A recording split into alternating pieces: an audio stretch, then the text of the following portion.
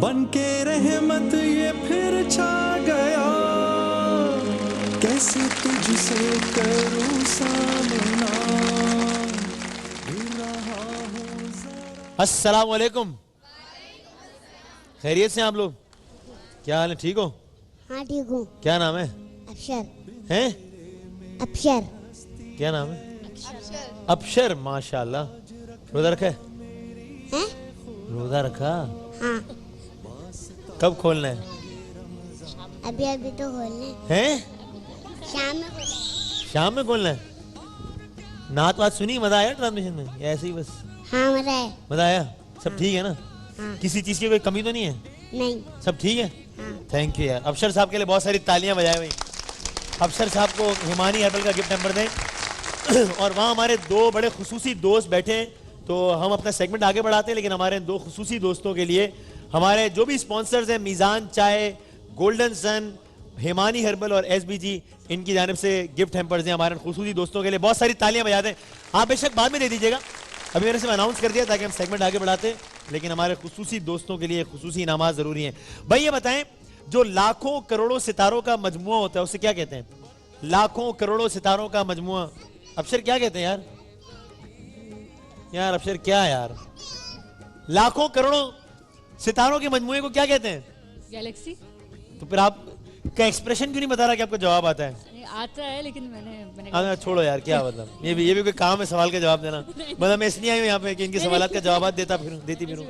میں کس کے سوال کا جواب آپ نے سوچا؟ لاکھوں کروڑوں ستاروں کے مجموعے کو کہکشاں کہتے ہیں، گیلیکسی کہتے ہیں۔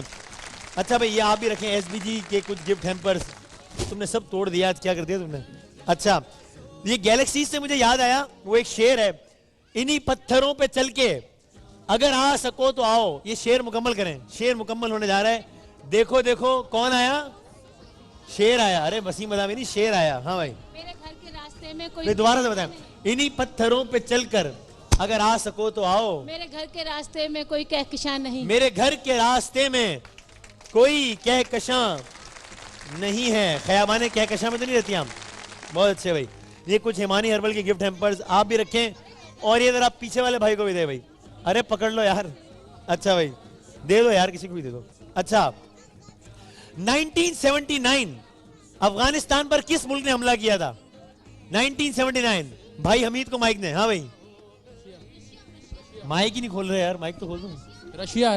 1979 میں افغانستان پر حملہ کیا تھا رشیا نے، اور 2001 میں افغانستان پر کس نے حملہ کیا تھا؟ بھائی یہ گولڈن سن کے کچھ گفٹ ہیمپرز دے دیں بھائی، یہ آپ کے لیے۔ 2001 میں حملہ کس نے کیا تھا؟ امریکہ نے کیا تھا۔ بھائی کیوں موبائل دے دینا، تالیاں بجا دیں ان کے لیے۔ اچھا اوپر اوپر اوپر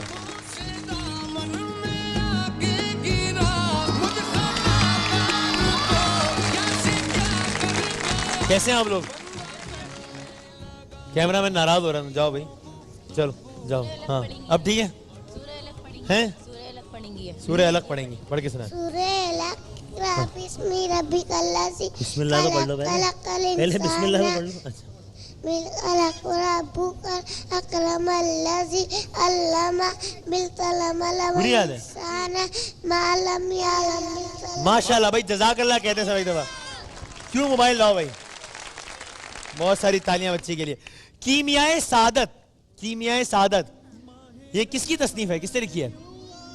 کیمیائے سعادت کس کی تصنیف ہے؟ کچھ میزان چائے کے گفٹ ہیمپرز۔ کیمیائے سعادت کس کی تصنیف ہے؟ لاؤ بھائی، یہ تو بہت بھاری ہے، تم خود دے دو بھائی۔ یہ جزا کے فوٹ ذرا ان کو ہلکا کرے جنید بھائی، بہت بھاری ہیں۔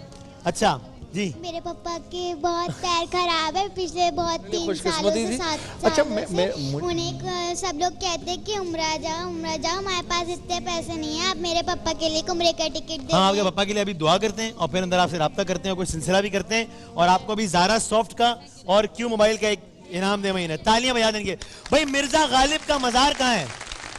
مرزا غالب کا مائک دو بھائی۔ ایران۔ ایران ہے، کمال ہو گیا۔ مرزا غالب کا مزار ایران کا کہاں سے ہو گیا؟ مرزا غالب کا مزار کہاں ہے؟ بھائی گفٹ ہیمپر دو، گفٹ ہیمپر تمہیں گھر لے آنے بھائی، بھائی کو بھی دیں۔ آپ کے گھر میں بجلی آتی ہے تو پھر میں انورٹر کسی اور کو دے دوں، نہیں آتی تو پھر یہ انورٹر آپ لے لیں۔ اچھا بھائی ٹھیک ہے۔ مرزا غالب کا مزار کہاں ہے؟ مرزا غالب کا مزار لاہور میں نہیں لاہور میں نہیں ہے مرزا غالب کا مزار. کہاں؟ ہاں दिल्ली में. مرزا غالب کا مزار ہے دلی میں. ارے بھائی آپ نے صبر کیا, اس لیے آپ کو کیوں موبائل چاہیے؟ بھائی ان کو کیوں موبائل دیں؟ تالیاں بجا دیں ان کے لیے, تالیاں تو بجا دیں یار. شیر مکمل کریں, شیر. دیکھو دیکھو کون آیا, شیر آیا, شیر آیا. ارے صبر نا, پہلے سوال تو کرنے دو. نکلنا خلد سے آدم کا سنتے آئے ہیں لیکن, لو آپ کوئی نہیں جواب دے رہا. نکلنا خلد, کیا ہم مائک کا کیا کرنا ہے آپ نے؟ شیر مکمل کریں گی؟ نہیں میں دکھائیں نہیں, مائک میرے ہاتھ میں. ارے مائک جی, ارے بھائی نہیں مائک نہیں دے سکتا میں جی. نکلنا خلد سے آدم کا سنتے آئے ہیں لیکن بڑے بے آبرو ہو کر. ارے کیا ہو گیا آپ کو, خدا کا واسطہ ہے بھائی, پلیز پلیز پلیز, میں مائک نہیں دے سکتا اس طرح.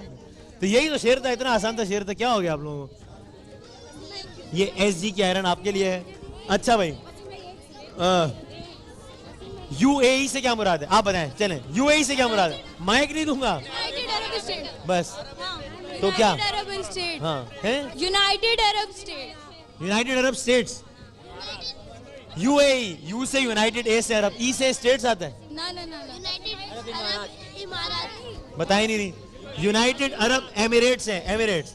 یہ رکھیں آپ سرما والا کا. اچھا بھائی, ہاں مارگلا کی پہاڑیاں پاکستان میں کس شہر میں؟ مارگلا کی پہاڑیاں کس شہر میں بھائی, یہ تو بتا دیں. سوات میں. لو مرگلا کی پہاڑیاں سوات میں. بھائی مرگلا کی پہاڑیاں کہاں ہیں؟ پتہ نہیں کیا بول رہے ہو یار, کچھ سمجھ نہیں آ رہی. مرگلا کی پہاڑیاں اسلام آباد میں بھائی. یہ سرما والا کا گفٹ ہیمپر. چلیں آ جائیں, جلدی جلدی آگے ہیں. یہ بتائیں پاکستان کے کس شہر کو دروازوں کا شہر کہتے ہیں؟ نہیں, غلط غلط. باغوں کا شہر کس کو کہتے ہیں؟ باغوں کا شہر کس کو کہتے ہیں؟ لاہور کو کہتے ہیں. کرشی کا گفٹ ہیمپر انہیں دے دیں بھائی. اچھا کیا پوچھوں میں جی؟ جواب دیا بھائی انہوں نے, آپ نے سنا نہیں, انہوں نے جواب دیا ہے. یہ لیں آپ انورٹر لیں. کس کا انورٹر ہے؟ انوریکس کا انورٹر. بہت ساری تالیاں بجا دیں ان کے لیے. اسلام, لفظ اسلام سے معنی کیا ہے؟ بہت بہت شکریہ, بہت نوازش, یہ آپ مجھے دیجیے گا. یہ سرما والا کا یہ فیشل آپ کے لیے. اسلام کے معنی کیا ہے؟ اسلام یعنی کہ, اسلام سے مراد, مائک دے بھائی نے, اسلام سے مراد یعنی کہ سلامتی. واحد کا فین دینا ہے. بہت ساری تالیاں بجا دیں ان کے لیے. جنید جمشید صاحب آپ تیار ہیں؟ بس میں آ رہا ہوں 2 منٹ میں آپ کے پاس جی. یہ بتائیں پاکستان کے سابق صدر پرویز مشرف صاحب یہ کہاں پیدا ہوئے تھے؟ کراچی؟ نہیں, کراچی میں نہیں ہوئے تھے, لاہور میں بھی نہیں ہوئے, اسلام آباد میں بھی نہیں ہوئے, پشاور میں بھی نہیں ہوئے, پنڈی میں بھی نہیں ہوئے. ارے پاکستان میں نہیں ہوئے یار, کہاں ہوئے تھے؟ انڈیا میں. انڈیا کے کس شہر میں؟ انڈیا کے شہر دہلی. دہلی میں میرا خیال ہے. دہلی میں. پرویز مشرف صاحب دلی میں پیدا ہوئے تھے. واحد کا پنکھا لے آئے آپ اسی خوشی میں. بہت ساری تالیاں بجا دیں ان کے لیے. جنید جمشید صاحب بسم اللہ. اللہ خوش رکھے وسیم بھائی, ماشاءاللہ ماشاءاللہ. سحری کا یہ مبارک وقت اور علماء کرام ہمارے ساتھ ہیں. وقت بالکل نہیں ضائع کروں گا. علامہ تقی مہدوی صاحب, حضرت آپ سے آخری بات یہ پوچھ رہا تھا میں کہ فرقہ واریت کی بنیاد پر لڑنا, ہر فرقے کے جو بڑے ہیں وہ اپنے ماننے والوں کو اللہ ہی کی طرف لے کے جا رہے ہیں, جنت ہی کی طرف لے کے جا رہے ہیں. مقصود تو یہی ہے. ہاں, اور ہم جب اپنے علماء کرام کے ساتھ بیٹھتے ہیں, پہلے آپ کے بھائی صاحب یہاں تشریف فرما تھے, کمیل بھائی یہاں تشریف رکھتے تھے, تو جب ہم مسائل کو آپس میں ڈسکس کرتے تھے تو فرق تقریباً نہ ہونے کے برابر ہوتا تھا. بہت اچھی بات کیا. تقریباً نہ ہونے کے برابر ہوتا. بہت اچھی بات. تو اتنا کچھ ملتا ہے آپس میں, اور مقصد بھی سب کا جنت حاصل کرنا ہے. بالکل. پھر جھگڑے کی بنیاد اور پھر جھگڑا ہونا, اس میں علماء کرام کا کوئی ایک کردار, آپ اس پر بات کر رہے تھے, تو میں نے کہا یہ ذرا سننے والوں کو. بالکل. اعوذ باللہ من الشیطان الرجیم, بسم اللہ الرحمن الرحیم. جو میں بات عرض کرنا چاہ رہا تھا کہ سوشل یونٹی, اتحاد اجتماعی یہ اہم ترین اتحاد ہے. یعنی اتحاد کی دو قسمیں ہیں. ہماری زیادہ تر توجہ جب اتحاد کا موضوع چھڑتا ہے تو ایک جانب ہوتی ہے کہ اتحاد اعتقادی ہونا چاہیے. یعنی ویسے تو اللہ ایک ہے ہمارا، قبلہ ایک ہے ہمارا، کتاب ایک ہے ہماری، بہت ساری چیزیں جس طریقے سے آپ نے بھی ذکر فرمایا کہ نماز، روزہ، حج، زکوٰۃ، کئی سارے اس کے اندر مشترکات ہمارے موجود ہیں. لیکن اس کے باوجود ہمارے یہاں کبھی کبھار کوششیں کی جاتی ہے کہ تم ہاتھ کھول کے نماز پڑھتے ہو، وہ فلاں ہاتھ باندھ کر نماز پڑھتا ہے، وہ سجدہ رکھ کے نماز پڑھتے ہیں، وہ بغیر سجدہ کے نماز پڑھتے ہیں. یہ جو جزئی مسائل ہیں اس کے اندر آدمی کو الجھا دیا گیا ہے، اور اس کی وجہ سے یہ مسئلہ پیدا ہو گیا ہے کہ نہیں یہ ہم سے الگ ہیں اور ہم ان سے الگ ہیں. جبکہ میں عرض کروں گا آپ سے، اور یہ بہت فلسفیانہ ایک نقطہ ہے، کہ اتحاد اعتقادی کسی بھی انسان کے درمیان ممکن ہی نہیں ہے. ٹھیک، یعنی بھائی بھائی بھی ہو اور دونوں ایک ہی مسئلے سے تعلق رکھنے والے ہوں، اس کے باوجود اتحاد اعتقادی ممکن ہی نہیں ہے. میری ذہنیت اور ہے، آپ کی ذہنیت اور ہے، ہر انسان کی ذہنیت، ہر انسان کا سوچنے کا طریقہ اور ہوتا ہے. تو آپ مجبور نہیں کر سکتے کہ میں اسی طریقے سے سوچوں جس طریقے سے آپ سوچ رہے ہیں، اور میں مجبور نہیں کر سکتا کہ آپ اسی طریقے سے سوچیں جس طریقے سے میں سوچ رہا ہوں. چنانچہ اتحاد اعتقادی پر ہمیں کام نہیں کرنا ہے، ہمیں اتحاد اجتماعی پر کام کرنا ہے. اچھا، ماشاء کہ اللہ. آپ ہماری مساجد کے اندر تشریف لائیں، ہم آپ کی مساجد میں آئیں، آپ ہمارے جلسوں کے اندر تشریف لائیں، ہم آپ کے جلسوں کے اندر تشریف لائیں. اسی طریقے سے جو حج ہے، اور حج اور عمرہ کا یہ بہترین مظہر ہے اتحاد کا، کہ سارے اسلامی ممالک کے افراد سب احرام باندھ کر خانہ کعبہ کے گرد جمع ہو جاتے ہیں، اور یہ بہترین مظہر ہے اتحاد اجتماعی کا. تو اگر اتحاد اجتماعی قائم کرنا ہے تو کبھی ہمیں آپ کے گھر، آپ ہمارے گھر، کبھی ہم آپ کی محفل میں، آپ ہماری محفل میں، اس طریقے سے پوری سوسائٹی کے اندر اتحاد اجتماعی قائم ہو سکتا ہے. اور جب اتحاد اجتماعی قائم ہو جائے، ایسے موقع پر علماء کے کردار یہ ہونا چاہیے کہ جو پھر اس کی مخالفت کرتا ہے تو فوراً سے اس کے اوپر ایکشن ہونا چاہیے. ماشاءاللہ. جس طریقے سے جناب مولا متقیان کے بارے میں ملتا ہے، اور پیغمبر اکرم کی تو اس سے بڑھ کر مثال ہے، بے شک، کہ انہوں نے فرمایا کہ اگر فاطمہ میری بیٹی بھی خدا نہ خواستہ اگر وہ چوری کرتی تو میں بھی ان کے ہاتھ بھی اسی طریقے سے کاٹ دیتا. بے شک. تو فوراً ہی سے پھر سزا کو اجرا کرنا چاہیے کہ جو بھی فرقہ واریت کی ہوا کو پھیلانے کا سبب بنتا ہے. اللہ آپ کو جزائے خیر دے. بہت مفتی صاحب، آپ کے بھی مطلب میں یہ سوچتا ہوں کہ فرض کریے میں اور وسیم، ہمارا نہیں ہے ایک عقیدہ دونوں کا، ہم کر رہے ہیں ٹرانسمیشن، یہ میری بہت سی باتوں کو مجھے بڑا سمجھ کے برداشت کرتا ہے، میں اس کی بہت ساری باتوں کو چھوٹا سمجھ کے لیتا ہوں. ایک میوچول رسپیکٹ کی بنیاد پر کیا معاشرہ نہیں چل سکتا؟ بسم اللہ الرحمن میوچول الرحیم. رسپیکٹ. اللہم صلی علی سیدنا و مولانا محمد وعلی آلہ و اصحابہ وبارک وسلم. میں یہاں پر یہ بات کہنا چاہوں گا، علامہ صاحب نے بڑی پیاری بات کہی.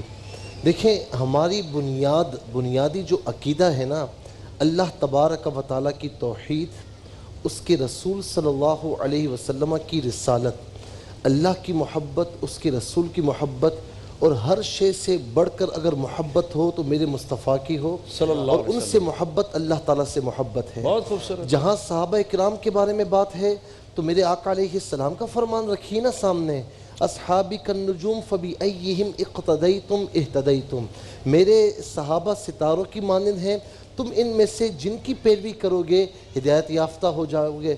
میرے مصطفیٰ علیہ السلام کا فرمان سامنے رکھے نا کہ میرے جو اہل بیت ہیں یہ مثل سفینۃ نوح، سفینہ نوح کی مثل ہیں. فمن رکب فیہا فقد نجا، جو اس میں سوار ہوا وہ ہدایت یافتہ ہو گیا. ومن تخلف عنہا فقد ہلکا، جو نہیں سوار ہوا وہ ہلاک ہو گیا. اب اس زمانے میں جائیے کہ جہاں کشتیوں کے ذریعے سفر ہوا کرتا تھا رات کے اندھیرے میں، تو وہاں کشتی کی بھی ضرورت ہے، اور راستے کی ہدایت کے لیے جو ہے ستاروں کی بھی ضرورت ہے. تو کوئی یہ کہے کہ بغیر کشتی کے نہیں ہو سکتا، وہ بھی غلط کہتا ہے. کوئی یہ کہے کہ بغیر ستاروں کے راستے کا تعین ہو سکتا ہے، کوزے میں بند کر دیا، کوزے میں بند کر دیا. اچھا میں علامہ صاحب کی ایک بات آپ کے سامنے رکھوں گا جو ابھی انہوں نے کہی ہے، وہ میرے دل کو لگی، اور میں سمجھتا ہوں کہ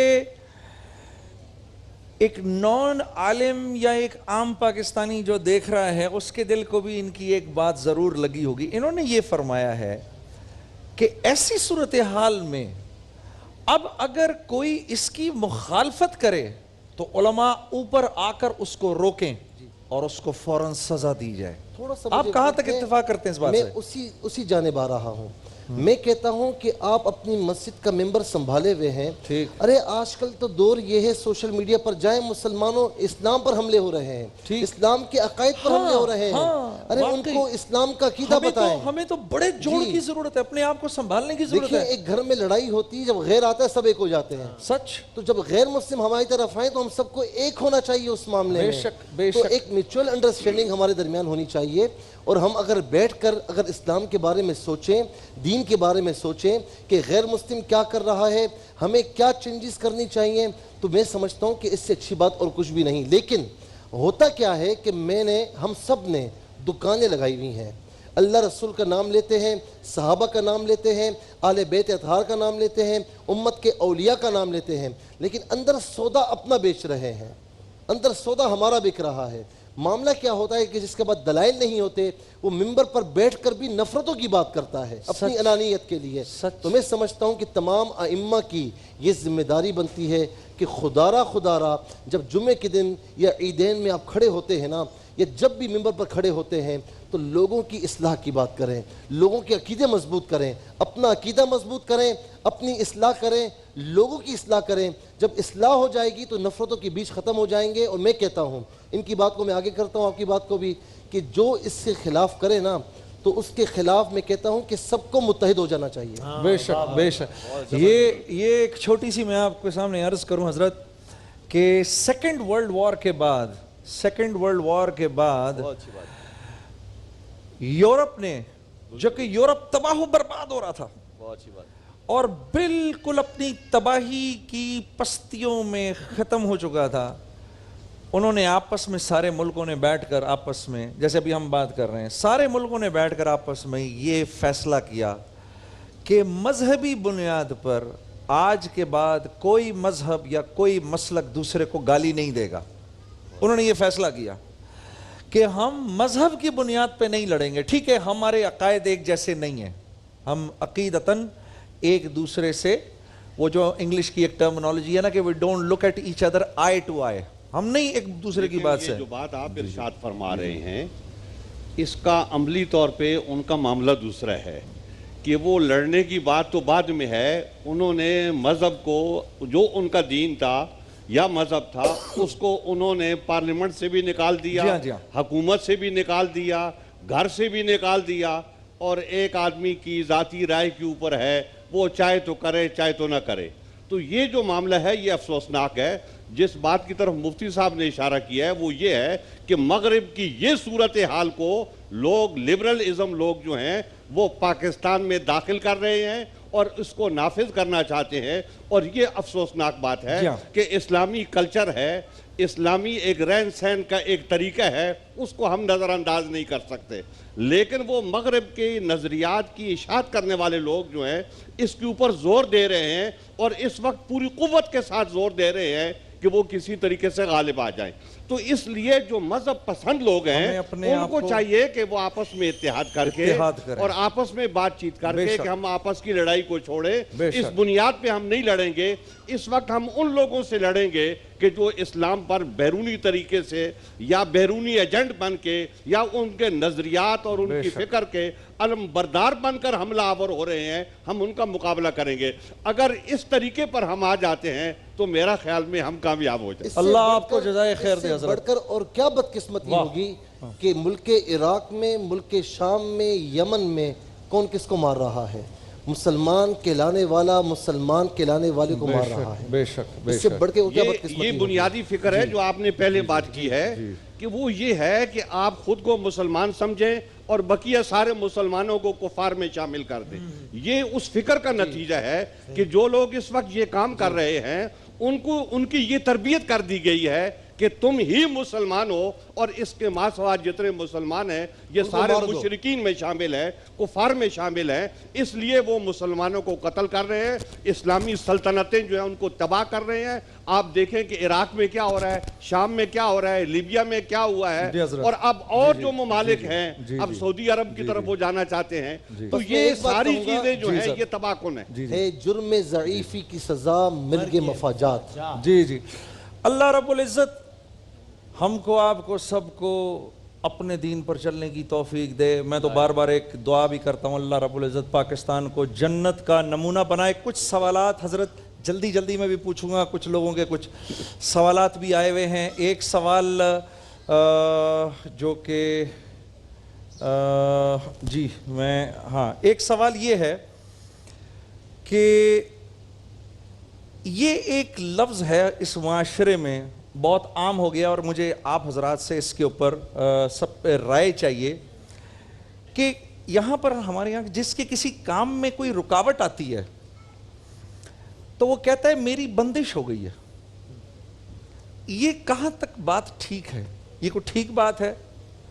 دیکھیں یہ جو چیز ہے یہ بے علمی کی نشانی ہے. اچھا, بے علمی کی نشانی. بے علم آدمی یہ کام کرتا ہے, اور کچھ لوگ نفسیاتی مریض ہوتے ہیں کہ ان کا کوئی کام بھی خراب ہو جائے تو وہ کہتے ہیں کہ میرے اوپر بندش ہو گئی ہے. بندش. اب کاروباری معاملات ہیں تقریباً مجموعی طور پہ وہ ذرا درست نہیں ہوتے, جب تو لوگوں کے معاملات خراب ہوتے ہیں, وہ کہتے ہیں جی بندش ہو گئی ہے.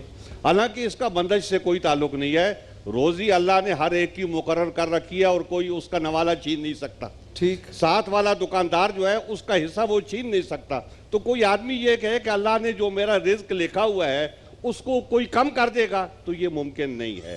تو اس طریقے سے یہ کم علم لوگ جو ہیں وہ یہ بات سوچتے ہیں, اور ہماری عوام جو ہے وہ اسی طریقے سے سوچتی ہے, اور یہ بات ان کی غلط ہے. اور وہ پھر وہ 10 شناسوں کے پاس جاتے ہیں, وہ حساب کتاب کرنے والوں کے پاس جاتے ہیں, اور ان سے جا کے پھر وہ لٹتے ہیں.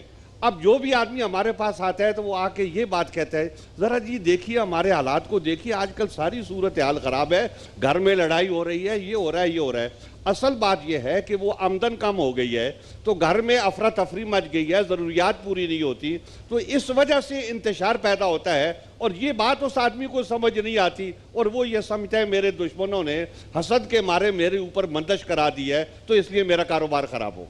یہ کسی نے بڑا خوبصورت جملہ کہا ہے ماہ رمضان میں, چونکہ یہ احادیث کے اندر بھی آیا ہے کہ شیطان کو بند کر دیا جاتا ہے. ٹھیک.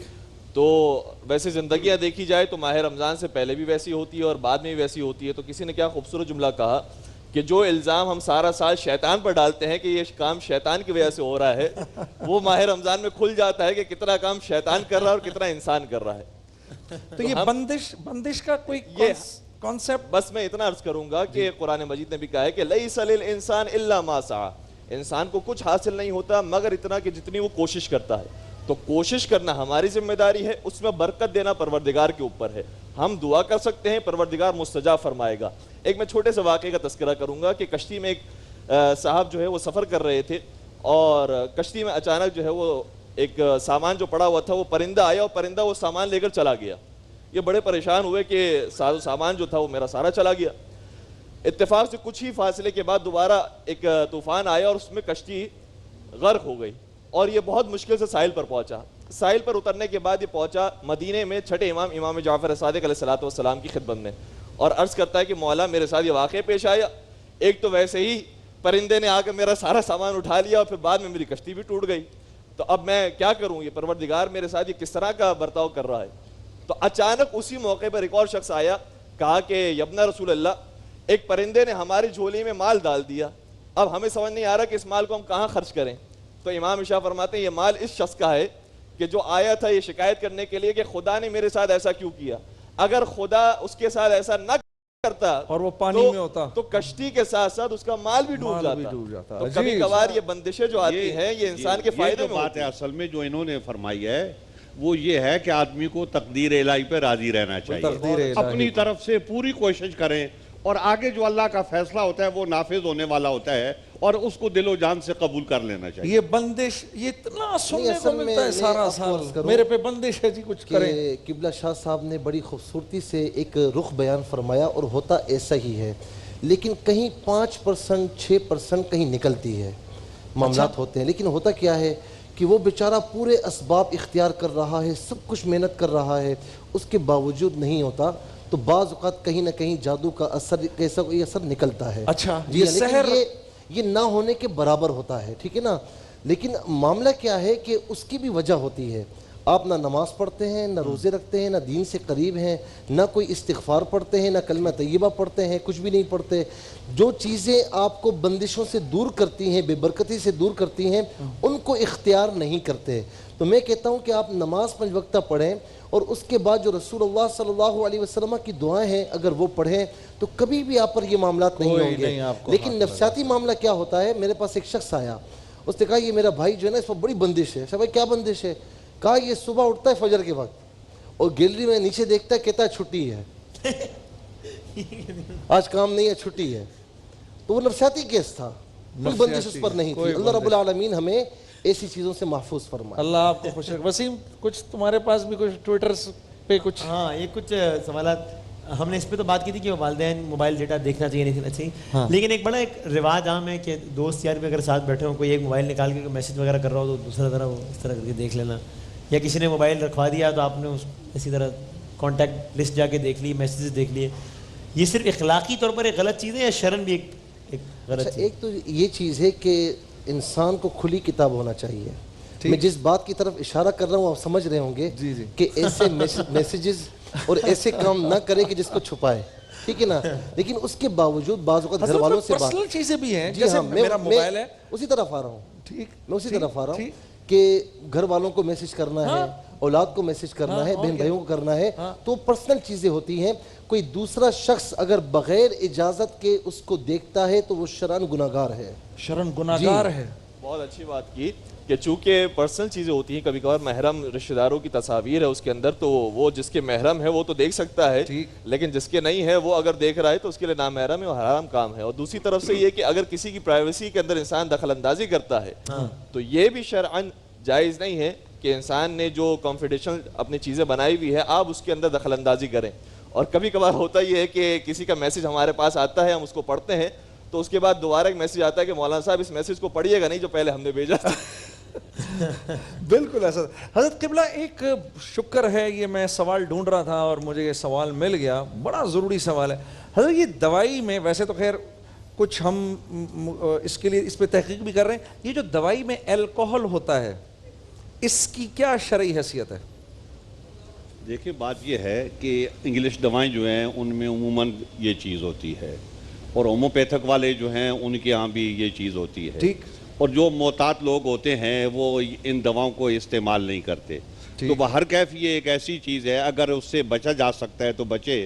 اور اگر وہ دوائی جی ہاں اگر وہ دوائی اس کے لیے ضروری ہے تو ظاہر ہے اس کو استعمال کیے بغیر جو ہے اس کا چارہ نہیں ہے. لیکن اس میں بہت ساری بحثیں ہیں کہ جب آپ جو ہے نا اس کو کھولتے ہیں تو الکوہل اس میں باقی رہتا ہے یا اڑ جاتا ہے. تو یہ بحثیں ہیں. تو وہ لوگوں کا یہ بھی کہنا ہے کہ اس میں الکوہل باقی نہیں رہتا، تو اس لیے اس دوائی کے استعمال کرنے میں یا یہ جو خوشبوئیں ہوتی ہیں بعض ان میں الکوہل استعمال ہوتا ہے، تو اس کے بارے میں بھی جو موقف نیا آیا ہے وہ یہی ہے کہ الکوہل کو جو ہی آپ کھلا کریں گے تو وہ ساری چیزیں اس کی اڑ جائیں گی، کوئی چیز باقی نہیں رہے گی، تو لہٰذا اس کو استعمال کیا جا سکتا ہے. فقہ جعفریہ کے مطابق بھی جو موجودہ فقہاء ہیں وہ یہ فرماتے ہیں کہ الکوہل کی بھی چند قسمیں ہیں، اس میں سے بعض قسمیں حرام ہیں اور بعض قسمیں حلال ہیں. اگر وہ دوائی میں بھی ہوں تو یعنی فرماتے ہیں کہ جو الکوہل دوائیوں میں استعمال ہوتا ہے کہ جس کے بارے میں انسان کو معلوم ہوتا ہے نہیں معلوم ہوتا کہ وہ حرام میں سے یا حلال میں سے، تو جب شک ہو جائے یا معلوم نہ ہو تو اسے کھایا جا سکتا ہے، اس کے اندر کوئی مذائقہ نہیں ہے. لیکن اگر معلوم ہو جائے کہ نہیں یہ حرام الکوہل ہے کہ جو شراب کے اجزاء سے یا کسی نشہ آور چیز کے اجزاء سے مل کر بنا ہے، اگر معلوم ہو جائے کہ یہ انہی حرام چیزوں سے مل کر بنا ہے تو پھر ایسی صورت میں اس کا کھانا جائز نہیں ہوگا. اللہ رب العالمین نے قرآن کریم میں فرمایا کہ یسألونک عن الخمر والمیسر قل فیہما اثم کبیر ومنافع للناس. ٹھیک. شراب کے بارے میں سوال کیے تو فرمایا کہ اس میں نفع بہت کم ہے، اس میں بیماریاں نقصانات بہت زیادہ ہیں. رسول اللہ صلی اللہ علیہ وسلم نے فرمایا کہ یہ بیماری ہے اور اس میں شفا نہیں. لیکن اب جو یہ ہومیوپیتھک میں عام طور پر الکوہل استعمال ہوتا ہے، بعض لوگوں کی یہ رائے ہے کہ یہ الکوہل وہ نہیں ہے. اگر ایسا ہے تو پھر تو جائز ہو سکتا ہے، لیکن عام طور پر یہی کہ الکوہل وہی ہے، اسی کے اجزاء شامل ہیں. تو میں یہی عرض کروں گا جو قبلہ شاہ صاحب نے فرمایا کہ اور دوائیں اگر موجود ہیں تو وہ استعمال کرے، لیکن اس مرض کے لیے اگر وہی دوا ہے اس کے علاوہ کوئی اور دوا ہی نہیں ہے، اس کا توکل بھی مضبوط نہیں، تو کر لے تو کوئی حرج نہیں ہے. اللہ حضرات کو بہت جزائے خیر دے. واللہ حضرت بہت مزہ آیا اور بڑی ایمان کو تقویت ملی آتے رہیے گا. آپ سب حضرات کا آنا بہت مبارک ہو. میرے بھائی اور بہنوں آپ لوگوں کا بھی آنا بہت مبارک ہو.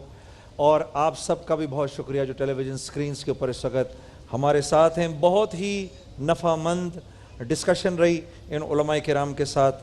آپ سے 2:30 بجے تک کے لیے اجازت لیں گے اپنی افطار کی ٹرانسمیشن تک شان رمضان کی. السلام علیکم ورحمۃ اللہ وبرکاتہ. ماہ رمضان یوں آ گیا بن کے رحمت یہ پھر چھا گیا کیسے تجھ سے کروں سامنا